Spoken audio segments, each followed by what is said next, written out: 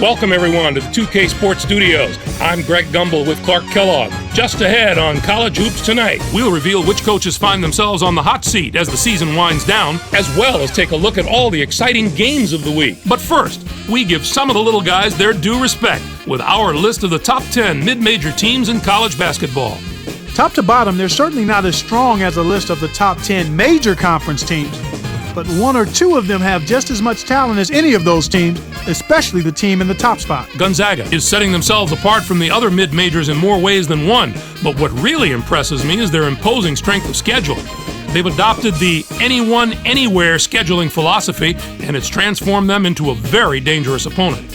Now let's take a look at some of those coaches who, rightly or wrongly, are taking the heat for their team's failure to live up to expectations this season. That's one of those things that comes with the territory when you're running a college program, Greg. The South Carolina coach has had a nice run with this program, but things have taken a real downswing for him recently, and the rumblings about going in a different direction have gotten too loud to ignore. It's unfortunate given all that he's done for the program, but at some point, things come to an end.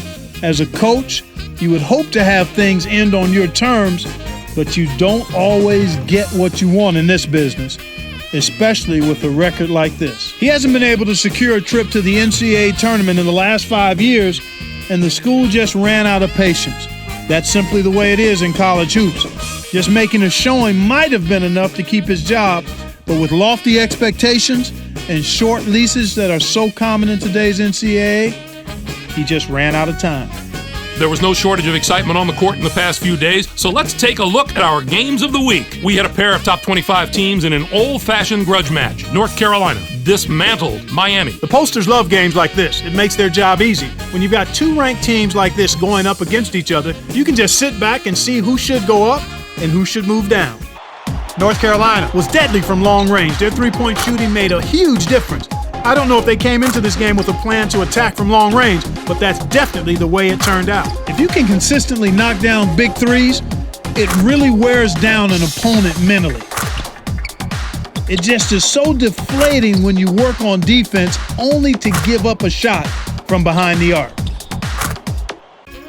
And two teams each enjoying a spot in the top 25 got together. Syracuse defeated Villanova. This is a made-for-TV matchup. Whenever you have numbers to the left of both team names, you know you're going to get a solid basketball game with plenty of highlights and lots of intensity. Locklear was a man possessed. His 26 points led all scorers. They needed an effort like that to get this win. He saw all sorts of defensive looks, but no matter what they threw at him, he handled it and handled it well. That's our show, everyone. For all of us here at the 2K Sports Studios, thank you for watching. We'll see you next week on College Hoops Tonight, brought to you by State Farm, the #1 auto insurer.